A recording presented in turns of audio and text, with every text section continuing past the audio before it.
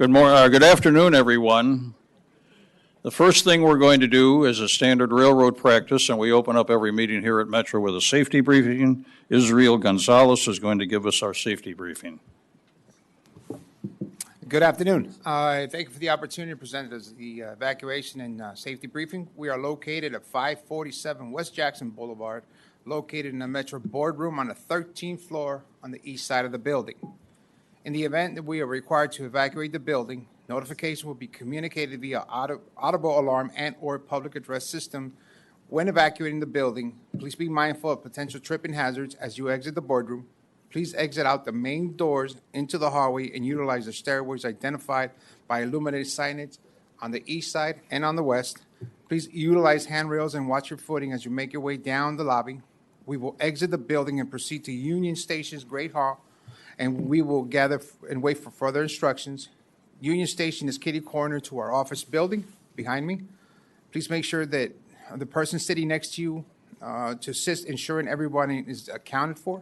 If you should need assistance evacuating the building, please notify a Metro staff member who will assist you.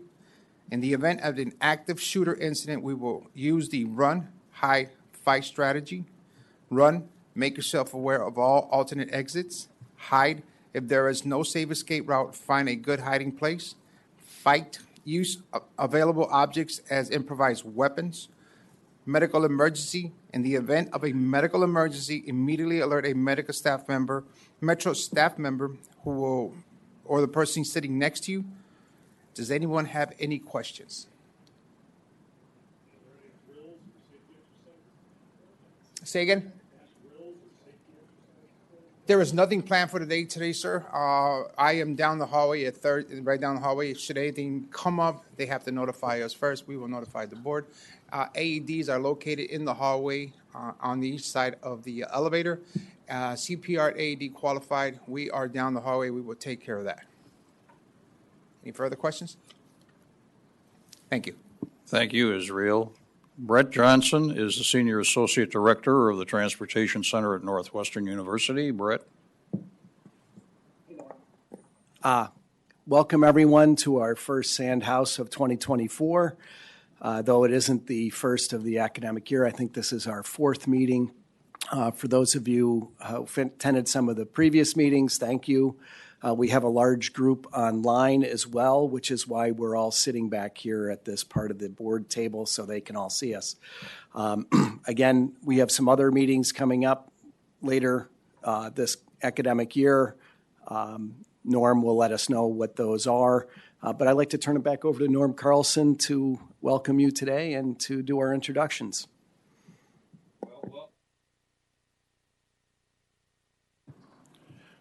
Welcome here to the Sandhouse meeting, and a couple things. You see these photographs with the Western Avenue interlocker with the gas heaters lit. Every winter when we light those up, there's literally press coverage around the world that Metra is setting the rails on fire. Further, in the interest of safety, these photos were taken by Mark Lanuza, and he had a protection behind him and a protection in front of him, and the train is standing still. So this photo was taken with all safety precautions by our friend Mark Lanuza. Also, Mike Noland is using photographs that appeared in the recent issue of First and Fastest. The photographers are Bruce Stahl from Michigan City, Lou Gerard from here in Chicago. I think maybe some of Lou's photos. Lou's in the back of the room today. And also Gary Clark from Griffith, Indiana. I want to thank both of you gentlemen for coming. I know you have extraordinarily busy schedules. This has become a really somewhat of a habit, I would say, and we really appreciate your time. And without further ado, Mike, it's turned over to you. Thank you, Norm, and thank you all for coming today. Thank you, Jim, for hosting us. Jim and I have enjoyed coming here and talking to very interested parties about what we're doing with commuter rail service in this region. I am joined today by my beautiful bride, Carrie. Raise your hand. She's here because she's heard me give this presentation so many times. She'll keep me honest, although this group probably knows more about my railroad than I probably do. So I'm going to enjoy running through this today.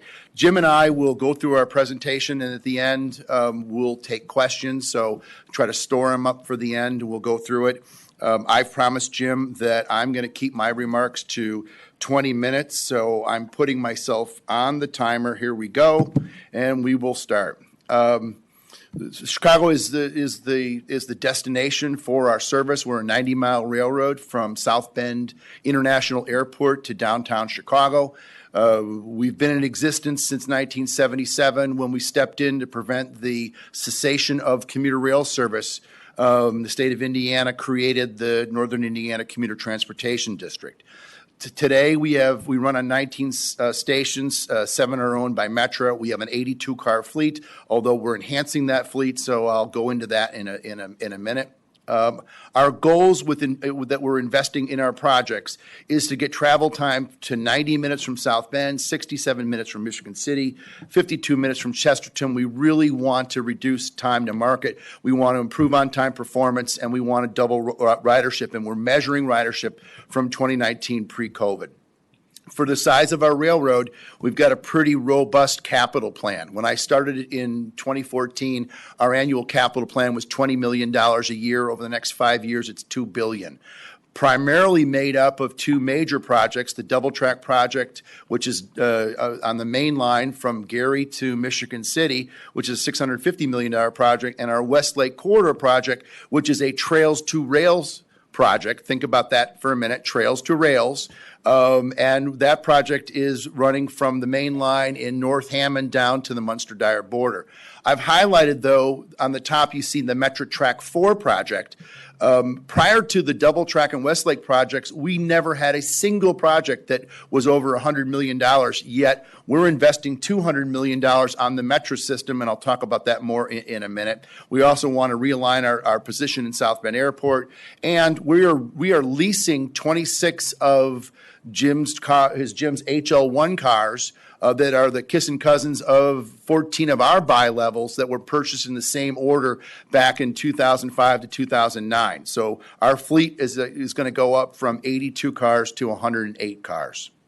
That's our system. You can take a look on the right. We have the single line from South Bend to Chicago. And, of course, here on the Metra system, I joke that you can't throw a rock and not hit a Metra line. It's a very robust system. And it's one of the reasons why Indiana is investing heavily in commuter rail, and the Westlake Corridor is an enhancement to our system with a new line segment.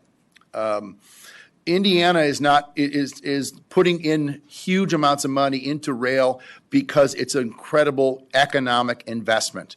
Our jobs here in Chicago pay about 40% more on average than they do for similar jobs in Northwest Indiana. The job base here is much, much higher, and our average rider's household income is nearly double the average household income for non-riders in our community. First, we're going to talk about the double track project. You can see on the right there in Michigan City is the end of the improvement, and we start the improvement on the left just to the east of our Gary Metro station. It's about a 26-mile corridor. I mentioned it's $650 million, 16 miles of new track. We do have some segments of extended sidings along the way. We're adding 5 new high-level boarding platforms, 7 new high-speed crossovers. We're closing 20 grade crossings in a community. Think about that and how difficult it is to close a single grade crossing. We're closing 20 of them in one community. And we are starting revenue service here in a couple months. So right around the corner here in May of 2024, we're going to have significantly enhanced service. Here's an indication of where we had significant grade crossing accidents over a 10-year period from 2005 to 2015. All along corridor in Michigan City where we were street running with no gates, lights, and bells, just cross bucks and stop signs. So that environment will change. The remaining 13 crossings that will be in Michigan City will all be gates, lights, and bells, and they will all have concrete medians in place, or most of them will, to prevent traffic from trying to fishtail around a train because a driver is impatient. In Michigan City, that yellow stripe there that represents the separator of the road is essentially where we used to run down the middle of the street on 10th and 11th Streets. We've ripped out all the tracks, and we purchased in Michigan City 60 homes along the right-of-way. Where that train is on the right-hand side is where homes were, and that's now our new right-of-way. So we've gotten out of the middle of the street on 10th Street, and on 11th Street, we are still in the street, but we are separated from the traffic. The traffic will be essentially down to a one-way eastbound lane only. I love this slide that you can see in the top picture a church, and with a pretty wide curve there. As part of the project, we straightened out the curve and took the church. So we're not afraid to acquire property. For this project. Actually, between Westlake and Double Track, we acquired 450 individual parcels. Here's a look at that same area today. We've softened the curve, so we're increasing the speed through Michigan City. Essentially, we ran through Michigan City at about 15 to 20 miles an hour. On average, our speed through Michigan City now will be 35 to 40 miles an hour. It's a significant reduction in time. 40 miles an hour doesn't sound like a lot, but when you're going 15 to 20, it's a 2- and 3-fold increase or reduction in speed. Here's a picture of one of our trains utilizing a new track, the new tracks in Michigan City. You can see along the right of the train, the town committed about $2 million of betterments. So there's wrought iron fencing on top of essentially a Jersey barrier, but the city also paid to stamp that barrier to make it look like brick. So it's a pretty nice looking improvement to the city. Here's our station at 11th Street in Michigan City. It's 2 high-level platforms. On the left is an 8-car platform, and the right is a 2-car or 4-car platform that we'll use, hopefully, in the future to run shuttle trains back and forth from Michigan City to South Bend. Here's an aerial view of that same station. You can see the dirt area on the left. That is going to be a development that's going to host a 5-story parking garage, 12-story luxury apartment buildings, and about a 10,000 square foot retail facility that's being built. It's a $100 million project that's being built by Flaherty and Collins, who I think built the TOD by Orland Park, Jim. So you're used to that developer. Here's a shot at night. Again, First and Fastest took this for us. Great shot. And then I mentioned the one-way eastbound in 11th Street. There is the stamped brick and the ornamental wrought iron that's separating the train traffic from the one-way eastbound lane. This is a rendering of what the TOD, the Transit-Oriented Development, is intended to look like here in Michigan City. I will also note that cooling tower that looks like a nuclear facility in the background over Lake Michigan, and to the far right by the lake, the gas-fired coal plant, those are coming down as NIPSCO has announced that in 2028 they're decommissioning that plant. So exciting times in Michigan City. We crossed going to the west. We crossed Amtrak. We had a single track there. We've moved it. You can see where we used to have a reverse S coming across the grade crossing there, and we've shifted the tracks over to the south, and now we have double track straight line through there. We probably ran that curve at about 5 to 10 miles an hour. It's now 40 miles an hour across that crossing. Again, back to the right-of-way on 10th Street, where we're off of the middle of the street and off onto our own right-of-way. Here at Beverly Shores, there's our historic, and I think it may be the last of the Insul era operating stations, Norm? In operation. I think there's one more on the North Shoreline that's still in existence, but this is actually an operating station from the Insul area. We added a second track here, and we also added a low-level platform. This is a flag stop station, but we will also have ADA lifts. You can see the lift, the shed on the left, and there's one on the right, so that if we have customers who are in need of a lift, we have our conductors can go out and get the lift and get them on our trains. Here's a shot of our station at Dune Park.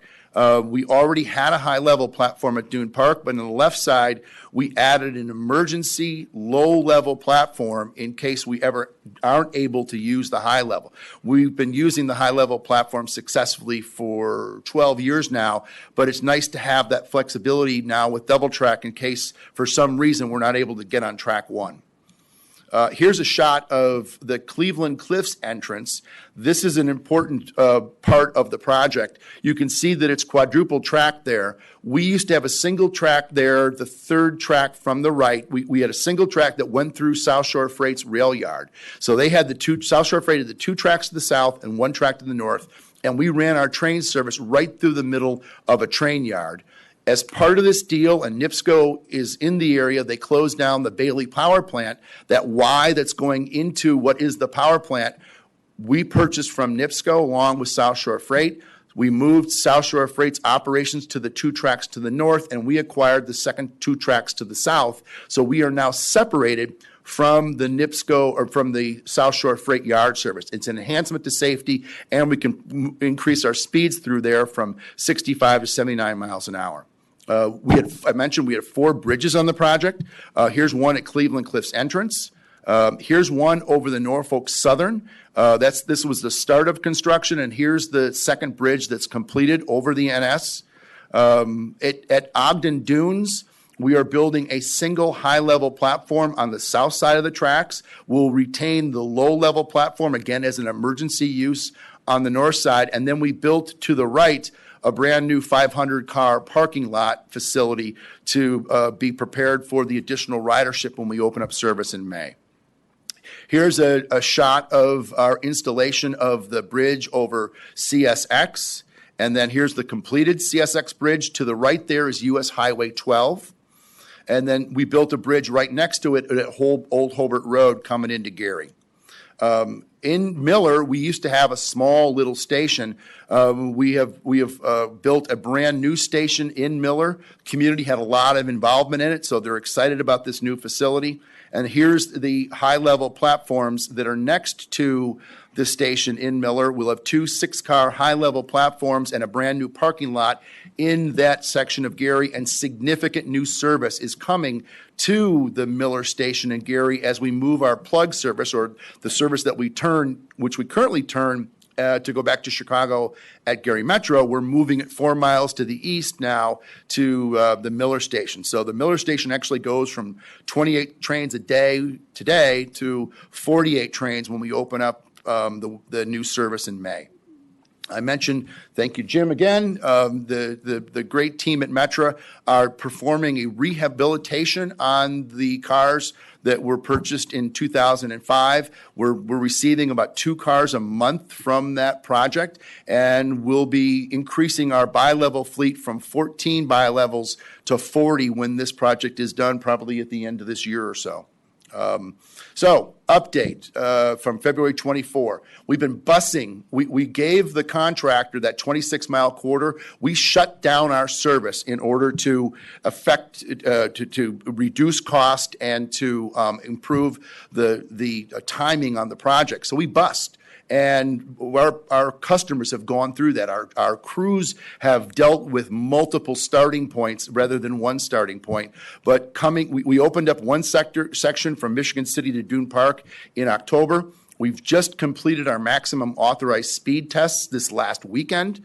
We'll be putting in PTC starting next week, running physical characteristic runs so our crews are used to the new infrastructure that's going to be in place for the first time. And oh my God, in May of 2024, it's here. A project we've been talking about for decades on the South Shore Line becomes a reality. So pretty exciting times on the South Shore Line.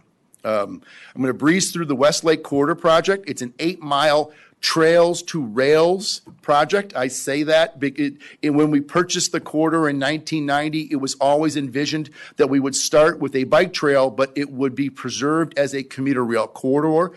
That project is about 65% complete. It's a $950 million approximate project funded by a full funding grant agreement. We started construction in 2020. It's design build. We intend to open up revenue service in May of 2020. So May of 24 for double track, May of 25 for Westlake. One of the key components of the project is we will bring the South Shore Line and the Westlake Corridor together at one single station in Hammond, which is just to the east of the Illinois-Indiana border. Here's, you can see on the right the current location of the South Shoreline tracks, and that concrete in the middle is where the Westlake Corridor will be built. Here's a updated rendering of that, where the tracks will be at grade for the South Shore Line. You can see the current South Shore tracks to the right. Oops, sorry. And then to the left, you can see the elevated Westlake Corridor tracks. Here's a great photo of how we're coming in from the Westlake Corridor from the south. We go over CSX. You can see actually a CSX train is going underneath the new bridge there. We're on elevated structure in North Hammond for about 1.5 miles. So it's an 8-mile section. When people ask, why is it $950 million? Well, there's a whole lot of structure in North Hammond that we're building.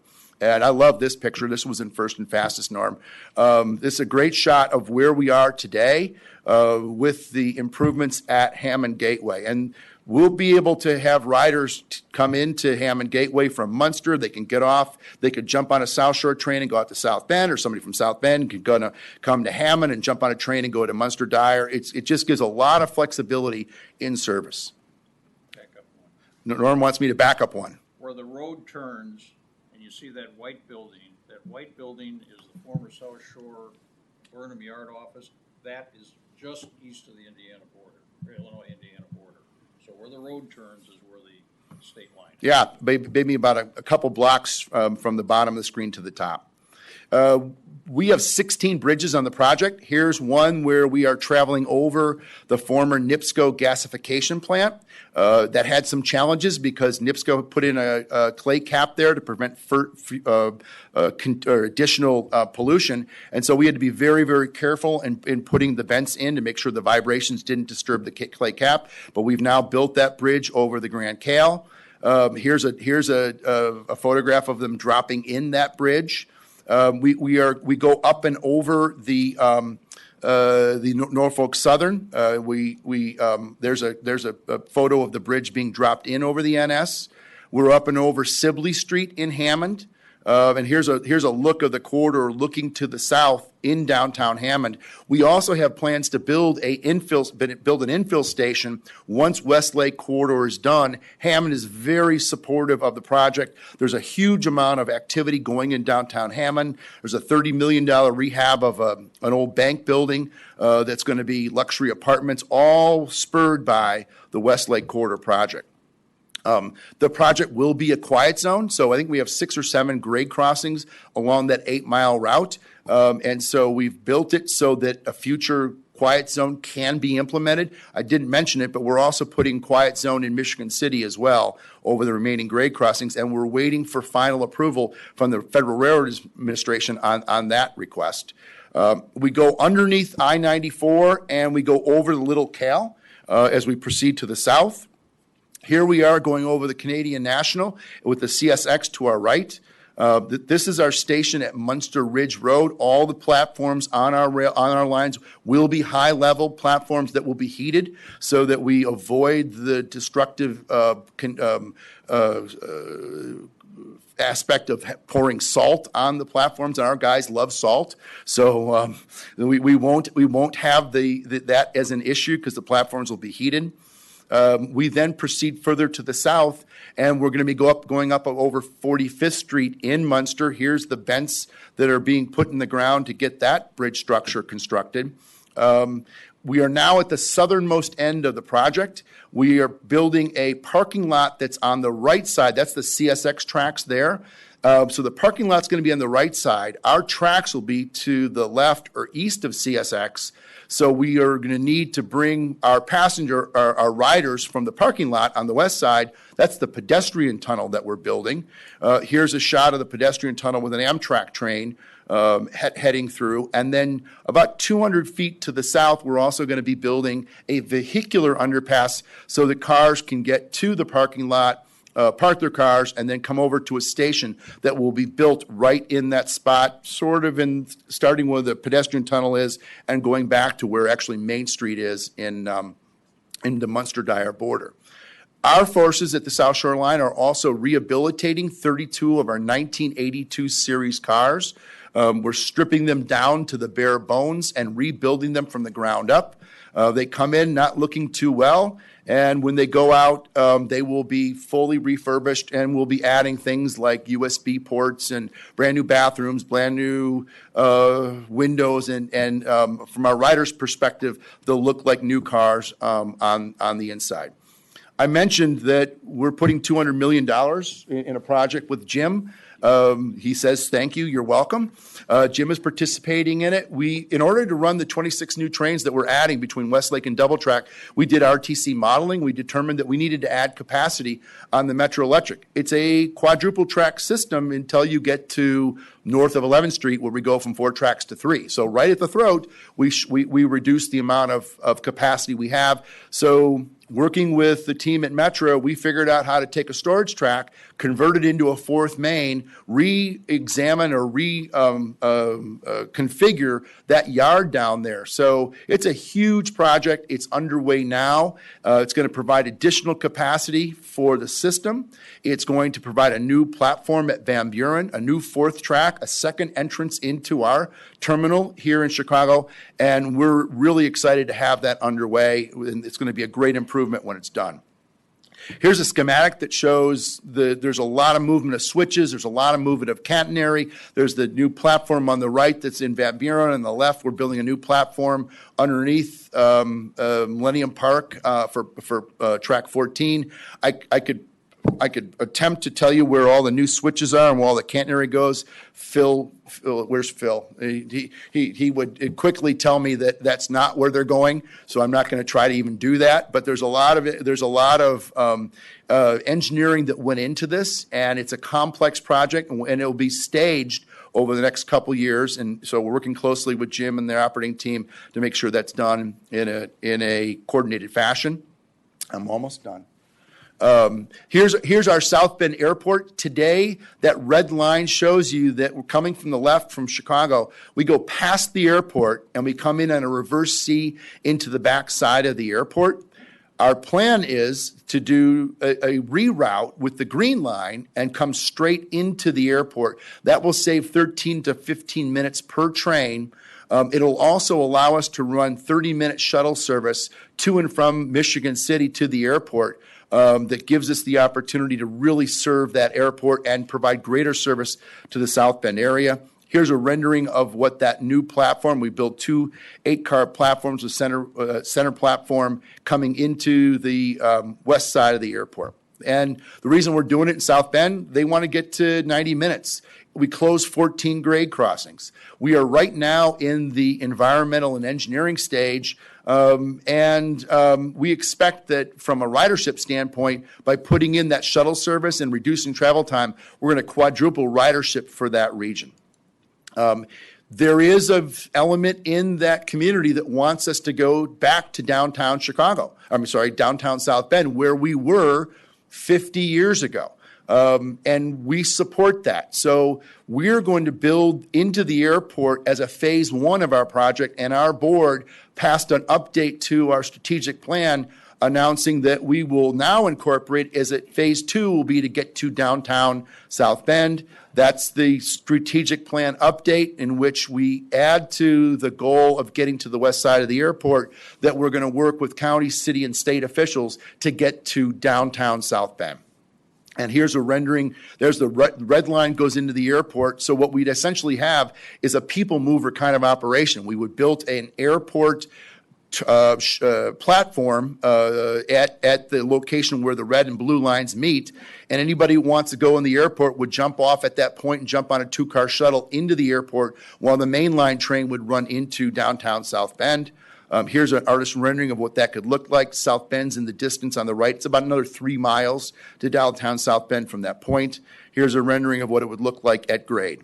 And then I'm going to close out here, and Jim, I'm a couple minutes over my time, but we couldn't have done a lot of this. There's a lot of people who've been supportive, but I'm going to give a huge shout out to our chief project supporter, our Governor Eric Holcomb. He's termed out at the end of this year. I generally support term limits except for Eric Holcomb. I'd like to keep him around for a little while longer. He's been a tremendous supporter of ours, and we're thankful that he was there every step of the way to really commit hundreds of millions of dollars to the infrastructure of the South Shore Line. So thank you. I'm going to turn it over to my good friend Jim Derwinski, and he's going to take it from here. All right, thank you, Mike. And you might have noticed the bottom corner of Mike's last slide, it said 70. We had to go out and buy a new server last night to store that, but it worked out very well. So I'm going to take you through just a lot of different things. Some of the things are very similar. Mike and I tend to always put Chicago in the background because that is the destination. That is our core business, is bringing people to that economic engine. But there's so many other things that we do. And so today I'm going to walk you through a new dawn here at Metra. Starts with our strategic plan. Mike talked about his strategic plan. These are very critical. Metra started its first strategic plan in 2018. So this is our second ever in our history, and we're 40 years old this year. Second strategic plan. And really the strategic goals are what drive all of the decisions. Enhanced service to grow ridership coming out of COVID. Obviously, that's a huge endeavor. Ensure Metra's experience is safe, easy, enjoyable. That's obvious, but it needs to be stated. Attract diverse workforce and invest in our employees. Critical in this day and age. Everywhere you go and you hear about employment issues, and railroads are no different. Innovate. We'll talk a lot about that and become more efficient and socially responsible organization committed to equity and sustainability. I read those because as I go through the slides today, you'll see how they all kind of tie in. So big changes for 24. That's what this is all about. Another Mark Lanuza shot, I'm assuming. Mark does great work. At the end, you'll have another shot that I don't think Mark took, but you remember this one when I bring that one up. So big change for 24. We changed our fare structure. It was a huge undertaking. At the end of 2022, our board kind of directed us to say, hey, take a good new look at the fares. We need to come out of the pandemic. As we get rid of the promotional pricing that we did at the end of the pandemic, we need to simplify it. So we actually took heart to that. We built a working group with the board. We had internal working groups, conductors. We had external working groups. And really, they came up with core goals when they started this work in January of last year. Encourage ridership, make it easy, understandable for customers. If you're not a normal Metra rider, it's not that easy to figure out how to use the system, believe it or not. Simplify onboard fare collection. This is a core goal of ours for many different reasons. The antiquated way of selling tickets we're moving away from, and we're moving into a more modern age. It's got some resistance. Some people are critical of some of the moves we made, but at the end of the day, the vast majority of the passengers these days have moved into a much more modern way of fare collection. And then inside our budget, obviously constraints and technology. And technology is a big issue, and we'll talk about that for a quick second here. So it went from a 10-zone system to a 4-zone system. It used to be A through J, now it's 1 through 4. Key critical element of the 1 through 4 is downtown is now number 1. So downtown became a destination of its own. And so this is what the fare table used to look like. You'd have to figure out, if you're certainly not familiar with the system or you're going somewhere other than your normal day-to-day, go to work, go to downtown, go back to LaGrange or wherever you come from. This was a complicated table to figure out. So we switched it up. This is what we got from a best practice, actually from Germany. We sent people out all over the country and even internationally to figure out what are the best practices. How do you get to a point where it's very simple, it's easy to read? 3 critical elements of this before I actually get to the salient characteristics of it was the elimination of the 10 ride. That was the big controversial issue that had a little bit of pushback, but we replaced that with a 5-pack of day passes offering also a 5% discount with that. The elimination of, or the combination, I should say, of all of the intermediate trips.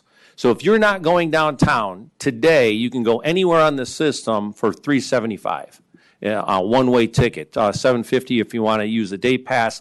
We believe with all the trains that are operating on the system that have ample capacity, that this is a potential way to gain a lot of new riders that traditionally wouldn't have used Metra, because we really priced them out of the system just because they want to move 3 stops down and go to the grocery store or go to the a school or something like that. We were really pricing people out of the system. And then the really big change here is for our loyal customers that are monthly pass holders. The multiplying factor went from a 34 down to a 20 times the one-way. So there's a huge discount from pre-COVID. Now, if you look at the numbers, say if you're going from Zone 2, it's $75. That's less than the $100 pass that we were running. Zone 3 to 1 is $110, so it's $10 more, or someone might say it's 10% more. Or if you go to the final outer zone, $135, that's 35% more.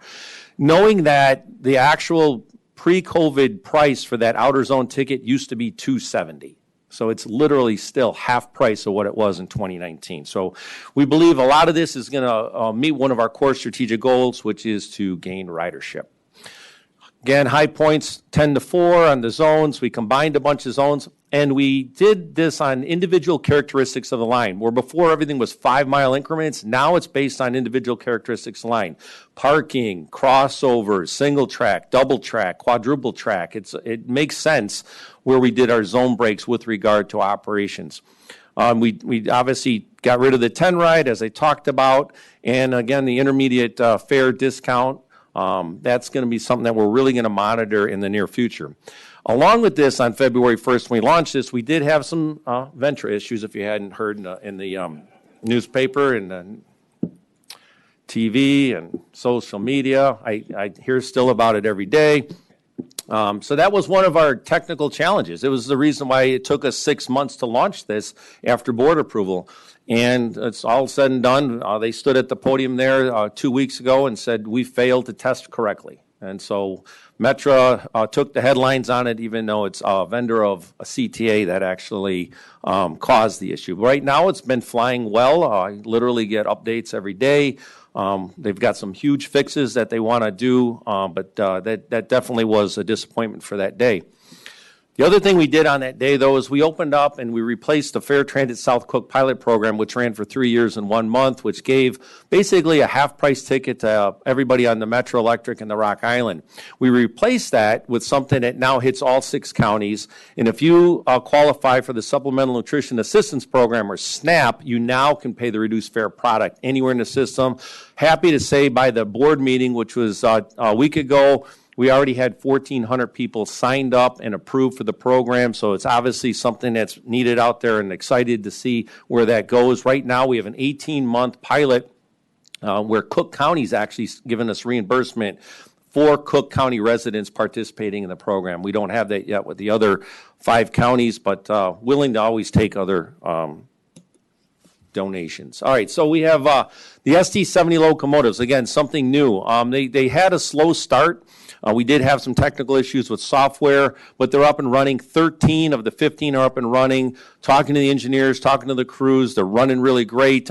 These are not brand new locomotives. This is obviously what we talked about in the past, a reinvention. It's taking a freight locomotive, and there is gobs of them out there available, and converting this to passenger service. Run AC traction motors. They run Tier 3 emissions, and they run inverters for the head-end power. No delays to date. So here's what they kind of look like when they're out running a little bit. Got a good video.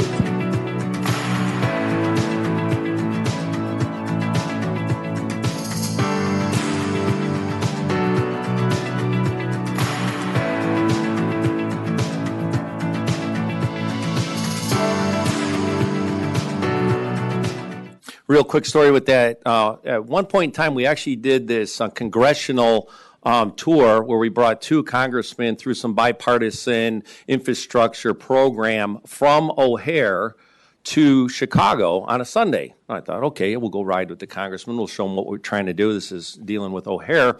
And we spun the Heritage Quarter train backwards. In other words, the locomotive came in first. Normally, the locomotive always goes out first. And the oddest thing happened on our way out there. There was at least, 2 dozen, 3 dozen people taking pictures of the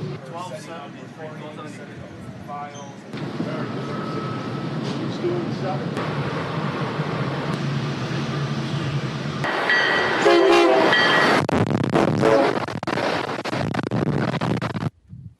you might have saw on that PTC monitor, if you're really paying attention to details, it says maximum authorized speed 65, and right below it we were doing 79.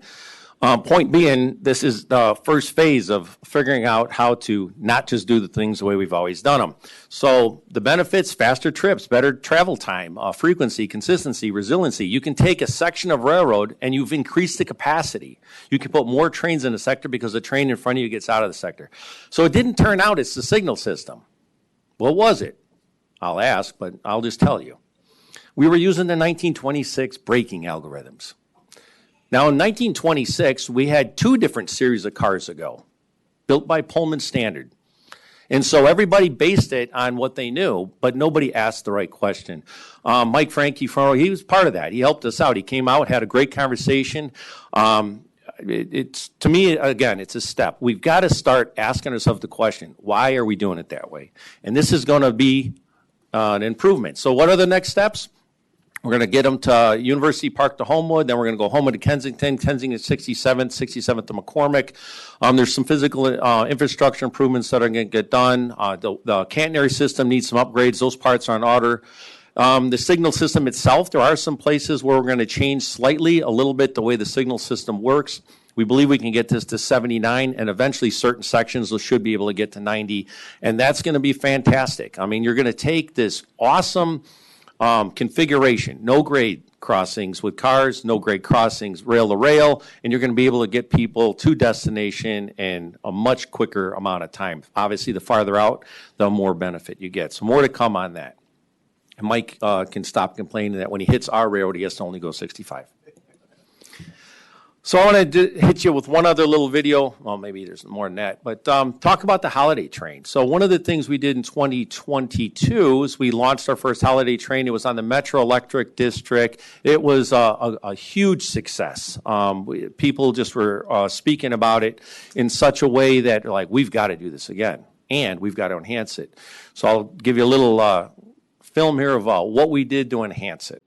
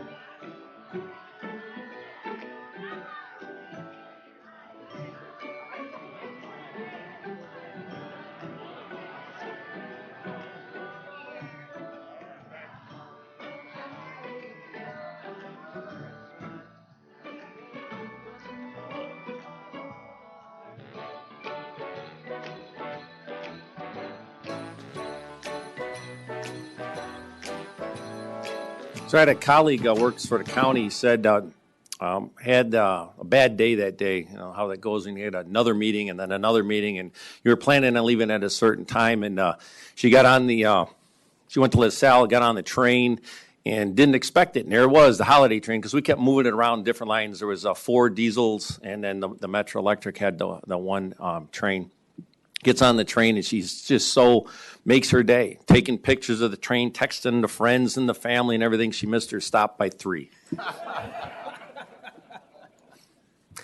So here's the big news, and I got to thank our board for passing this a week ago. Otherwise, I couldn't have shown this to anybody. We actually are engaging into the first commuter-operated, battery-powered train set. So that was passed by our board.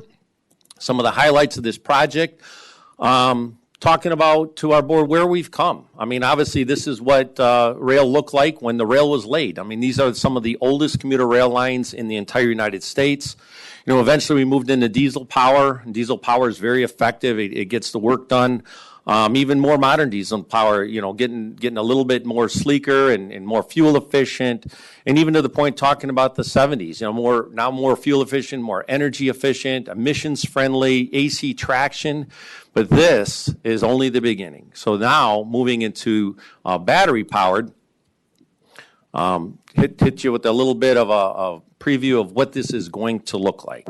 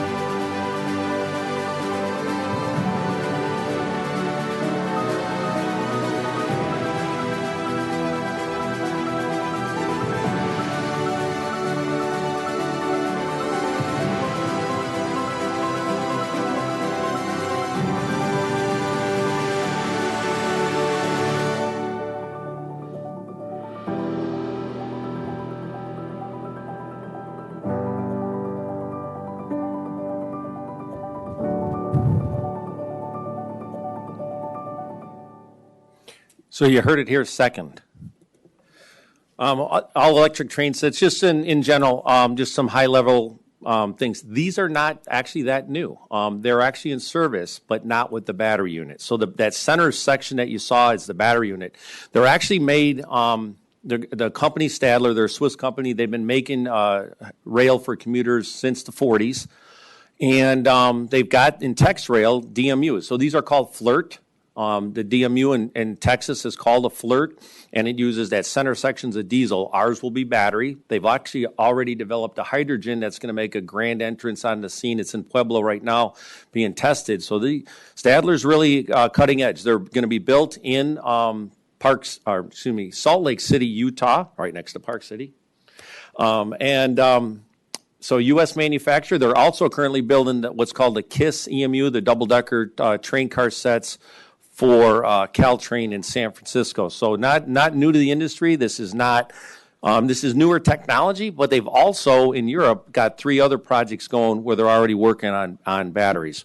I'm very excited and very pleased that Metra is going to be the first commuter agency in the country to be running a train set on all battery. So you might look at these train sets and say, you're never going to fit 1,000 people on there, and you're right. So the idea is let's get them up here. Let's get them in Chicago. Let's put them in minus 10 degrees when it turns minus 10. Let's put them in this region. Let's figure out this battery technology, and let's get this to the point where in the future, at some point in time, people say, well, that's the way we've always done it. We're testing everything. And so I'm very excited about this. We couldn't have done it without a CMAQ grant. Last year, we finally filled in the gap with a $169.3 million grant from CMAQ, Congestion Mitigation and Air Quality Program. It's the largest grant in Metra's history. Again, without that, we had enough seed money to continue a conversation about this, but never get to the point where we're buying 8 2-car train sets with all the different features. First, again, just to get them up here, start really operating them on the system, and I think we've got great potential to do much more things with these train sets. And so, again, next steps, we're going to start working on the infrastructure improvements, a little bit of how we're going to charge them. We're going to work with service scheduling. They're going to run on the Rock Island first, and then from there we'll see where they're going to go.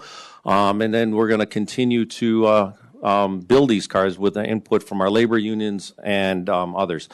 There was a picture that was here that had the train like that with snow all around it. I think I passed it. That's the one I was sitting there saying, maybe I missed it. But that's the one I was sitting there saying, I don't know how they did that one, but Mark Lanuza didn't shoot that. So with that, I appreciate Mike being here and Northwestern for hosting us, Norman the MC, and look forward to if anybody's got any questions. Yes. I have a question prompted by that picture, Tower A2. What's the plan for that? It'll be 100 years old, I believe, in 2032. We'll go there and we'll have a celebration at the tower. I mean, so this is a expensive, like Mike pointed out, and I like to always say if it were easy, we would have fixed it a long time ago. There's another part of that. If it were cheap, we would have probably fixed it a long time ago. This is expensive. This is 43 air-operated switches. Like Norm pointed out, you light them on by fire. It's not controlled. It's not part of the PTC system. So there's several solutions. One is completely replace that interlocking, upgrade all the electronics, put it to PTC, get motor-operated switches everywhere in there, or grade separate. So grade separate is something we're discussing. Obviously, very expensive. It wouldn't be exactly right here. It'd probably be several, maybe even a mile and a half east of there, where we're kind of down on the ground and Union Pacific's already up in the air, and we kind of have to do the flip-flop, get underneath and go over, again, money. So the answer is, if we get the money, we would love to grade separate it. In the interim, we're going to continue to make sure that plant and that tower stays there. Pre-COVID, 350 train movements over that interlocker a day.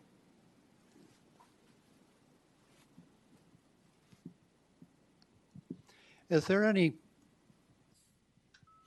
a plan to add a station on the Milwaukee District routes in the Fulton Market District? You know, if, again, money were not an object that absolutely is part of the plan. I know CTA has been working at something right around Ogden Avenue. So we've been in discussions with CTA and the city on that. Again, it's going to be about money. It's going to be about between your state of good repair backlog and obviously an expansion. Jim, this is Bond French. There's talk about Amtrak wanting to move onto the Rock Island off of its quarter and possibly off of the NS to the South Shore. So I don't know what each of you have to think about that. Well, I'll take the Rock Island. I know Mike's loves talking about his new railroad and Amtrak. I believe one of the solutions to Chicago is to start building deliberate passenger corridors. This complicated network that we live in. So we've been in discussion with Amtrak about bringing up Amtrak trains from Joliet into Chicago through the Rock Island, finding different alternate ways to get into Union Station. There's a couple different ideas on that. But I do believe there's a lot of value in that, and we most likely are going to be putting in for a grant application very, very soon to actually take that to 100% design. From our perspective, there's a large working group kind of framed after the CREATE model, taking a look at the passenger corridors in and out of Chicago. Michigan, Ohio, Indiana, Wisconsin, and Illinois are all part of that. One of the key components that you brought up on was the south of the lake process. And the state of Michigan runs 14 trains a day on Amtrak up the Norfolk Southern Corridor. They'd like to see that service enhanced. We're underway right now with an alternatives analysis approach to take a look at opportunities, whether it be enhancing the NS corridor, which is their busiest corridor in the country, possibly running the Amtrak service on the South Shoreline. Our issue with that is to make sure that the $2 billion that we've just invested to run enhanced service for our commuter trains aren't in any way, shape, or form impaired. That's got to be a fundamental prerequisite. And our corridor is bounded in large part by the U.S. National Park Service. So we don't have a lot of land to expand to triple track. It's just not there. So we're going to participate in the study. We're going to look at the alternatives to improve passenger rail service. And as we all know, as part of the bipartisan infrastructure law, there's about $70 billion available to enhance passenger rail service in the country. So it is a Federal Railroad Administration priority to look at corridors around the country and specifically look at this corridor to improve passenger rail, and separate passenger rail corridors, like Jim said, is really part of the answer. As Bond did, please let us know who you are before you ask your question. Is this on? Okay. It's John Plant, in case you didn't know, guys. I got bunches of questions, but let me start, Mike, with you. The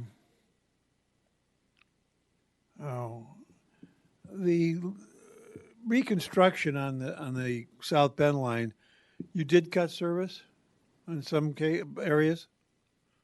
No, we haven't. We haven't. Okay, all right. We did not cut service. Actually, when we open up double track, we have 5 round trips a day from South Bend. That's really intercity passenger service at 90 miles.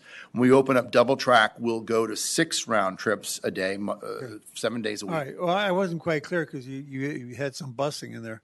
The busing is between Michigan City and Gary, Indiana. We didn't cut service, although we did extend the schedules, because once you put the buses on the highways, we made sure we met the meets we have on the Metra system in Chicago. We backed everything up to make sure that those were preserved. Okay. Well, then I only need to ask the next question about the new line. Are you going to do your first responder drills anytime soon? We have an active committee where we work with first responders on both lines to educate folks. Look, double track, we're going from single track territory where everyone's been used to the train goes by, and therefore they don't have to look both ways. They just go around the crossing because there's no way a train can come from the other direction, to double track territory where a train can come from any direction at any time. So we're actively working through PSAs, through outreach, through working with our first responders on making sure they understand that network is significantly changing, and working with Operation Lifesaver in Indiana. We're certainly also going to be working with that on Westlake when we open up that new service that hasn't been there. Last time I think the Monon ran a train through there was 1970 something, Norm? 71. No, it was a little bit later than that. It was 76 or 77. It would have been a freight train because passenger ended in the 60s. So there haven't been a train on that corridor for many, many years. But I understand that, but unless the rules have changed, you're going to have to do a full response drill with first responders before you're going to be allowed to open up Westlake. We do active first responder training every year. So and we've got that in our plan. Okay. There's a whole lot of things, John, you have to do before you start. We have a rail activation plan that's part of. Yeah, and then on your grade crossings, your new grade crossings, are you going to be? I know you got the islands. Are you going to have quad gates as well, or just No, in many gates? places the quad gates didn't work, so we'll have single gates, but the barriers prevent people from going around. Yeah, right. I got that part, and I think that's a good idea. Jimmy, when on the higher speed that you want to run at, is how much infrastructure work is that going to take to prepare the rail and so forth? We're running Class 5 now, so the rail's already there. Okay, and then I do have one comment. I'm sorry on the ticketing, the new machines. I used them today. I can retrieve stuff all right from the tray, but that's an awfully low tray, and people with for instance, people who are wheelchair bound. I don't know if they can get to that from that seated position in a chair. I just thought I'd mention it. No, that's a good point. We actually had a whole ADA committee work with us on the design of that machine, so I'm hoping that was obviously thought about by that committee. But thank you for that feedback. I have to say, when we run Zoom programs, I have to really pay attention because I get a lot of questions from John, and I'm trying to get them in. So thanks, John. My name is Bill Isey, and I'm an infrequent rider on the Southwest Service line. And my question is going to dovetail on the ticket machines. And my question is, why is there a 3-hour limit on buying a return ticket or using a ticket? You're coming downtown to do anything, even today. You're not going to get that done in 3 hours. I attend the symphony often, and the same thing, lunch in the symphony, and 3 hours will come and go. You'd like to buy your return ticket as soon as you get downtown to save waiting for it at the other trip. So why not 6 or 12 or 24 hours or some extended period? So the 3 hours is, consistent with industry practice with a one-way. That's why we offer a day pass. So for double the one-way, you buy the day pass, it's good till 2 in the morning the next day. And you can use it anywhere on the system. Will the conductor on the inbound train sell me a day pass? No, right now it's only sold at the ticket vending machines. The conductor can sell, I believe, 2 one-ways to you, but his one-ways are not going to be 3-hour bound. It's only the ones coming out of TVMs. Okay. And eventually TVMs will get everywhere. Right now they're only at the places where the point-of-sale systems have been retired. So eventually, once TVMs are everywhere, we'll start shifting the way we won't sell tickets on trains anymore. Okay, thanks very much.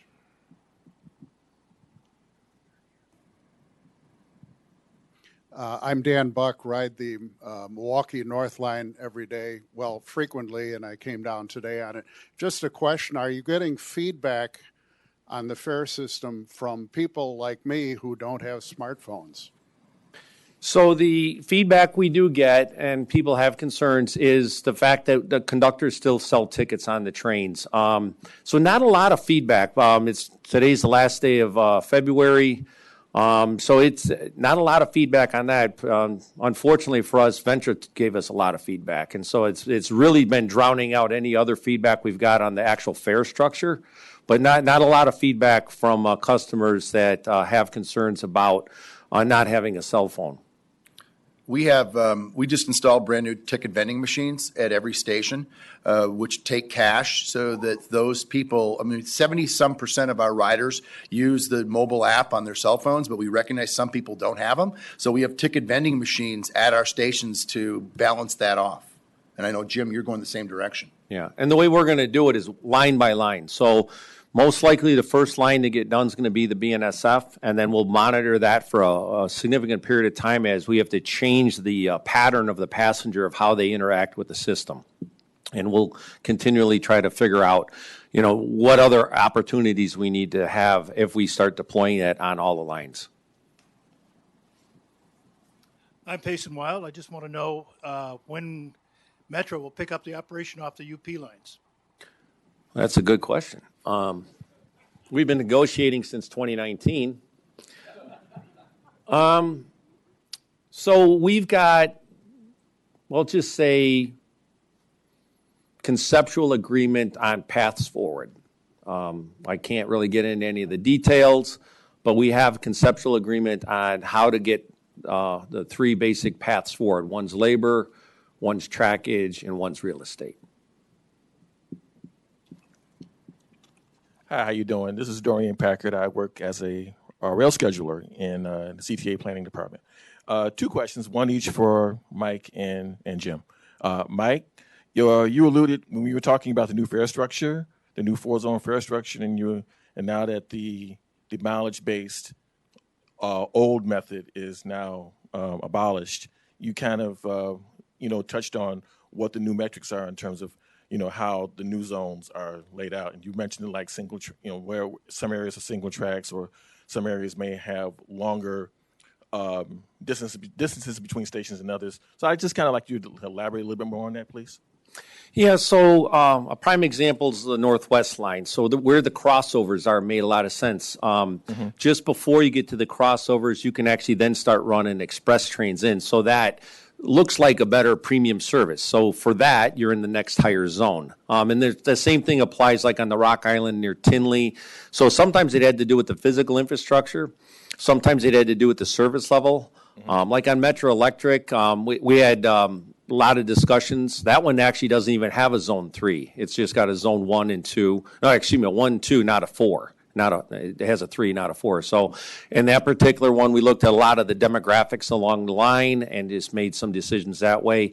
There are some places where we're gonna obviously monitor the data. I mean, it's not even been 1 month yet, but as the data comes in, we're gonna have to really watch and see how the fare products shift in the purchase channels. But it's about, and sometimes it was about parking. It was about if you build a service here and you drop it down one price point, if it doesn't have enough parking, what are you really doing? Yeah. So it was a lot of the infrastructure pieces. All right, cool, thanks. And for Mike, are there any plans you mentioned the Beverly Shores station in your presentation. I was just wondering if there were ever any plans to convert those to high-level platforms. Beverly Shores right now, and I would love to have that problem, but we pre-pandemic, we were serving about 30 people a day. It's a small little community. If we ever got the demand that justified widening the tracks, putting in the gauntlet tracks, putting in the high-level platforms, we absolutely would do that. We would do the same thing at Clark Road, our station that serves Gary Chicago Airport. And, we have another low-level platform at Gary Metro. Although Gary Metro, we will be tearing that station down and rebuilding it. And so that eventually will be high level. All right. So you're saying, in other words, the current ridership traffic at Beverly Shores doesn't justify the conversion. And there's a station 3-4 miles down to the west at Dune Park that is there with high-level platforms. All right. Thank you. Thought there was a question up front.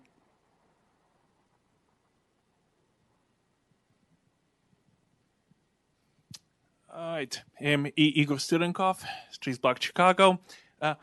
Michael, so question for you. You mentioned the potential shuttle service between Michigan City and the South Bend Airport every 3 minutes. Can you elaborate on that? Sure. Once we get to the west side of the airport, that track between Michigan City and South Bend is virtually without a curve. There's like one soft curve there, but it's about 30 miles or so, and most of it's 79-mile-an-hour territory. So with the new high-level platforms that we're building in Michigan City, we can run a 2-car shuttle train that could supplement those 5 or 6 one-seat rides from South Bend to Chicago with hourly off-peak service or supplemental service 7 days a week. So we have plans to implement that kind of shuttle service once we can get to the west side of the airport. I'm sorry, I have one more. Have you guys seen, I just saw it this morning, FRA grants will now include anti-trespassing engineering, I guess, to call it. And have you thought of any places where we might, be able to put that to good use? Yeah, we've got 1,200 miles of open track. So yeah, there's an umpteen number of places. Again, we'll put in. We've got a grant. We're hitting historic numbers on grant awards. So if there's a grant out there to go get it, our team's going to put together a great package and we're going to go after it. I'm not going to specifically tell you exactly where, but I can tell you there's a lot of opportunity out here to minimize that impact. Where we're focused too is there's now money for grade separations. There's not enough, but grade separations is really what would be the answer for most of our incidents that occur between trains and pedestrians and vehicles. So that's really where I see the focus here. And it's great to have a program to invest in trespasser elimination or reduction from accident standpoint, but really it's grade crossings.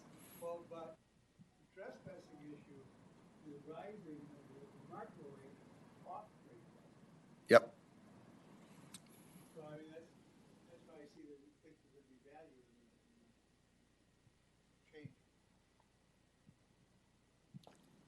I think we have time for one more question. Is there one more question? If not, I want to thank you for all the questions we had today, and I'd like to turn it back over to Norm. Well, thanks to all of you of coming, but I think that you will agree with me that we are very, very blessed in this area to have Jim and Mike at the respective agencies. And I will say that I think the cooperation between the two agencies is probably at an all-time high. And I can remember back in the IC days of the battles that used to go on, and that's long gone. But in any event, again, thank you for taking time out of your schedules. I think this was set the bar for next year. So, Jim, I don't know what new train sets or whatever you're going to have for 2025. They would look great in the South Shoreline. And Yes. We are working on a couple of programs, but I think the one that we are going to be holding in June in conjunction with the Center for Railroad Photography and Arts, quote, conversations, which is our annual presentation period, is there is a member of the board of the center whose name is Peter Moss. Peter grew up in London. He was an international banker in his career. He has assembled the most astounding collection of railroad art on an international basis that's in his residence. He has so many paintings, he's run out of wall space. And he is, after he and his wife pass, the collection is coming to the center, which is one huge donation. But anyway, this meeting will be on campus in Evanston. He is going to present some of his art collection and talk about why he selected that particular painting. The reason we're doing it on campus is so that many of the departments at Northwestern can participate, so along with us.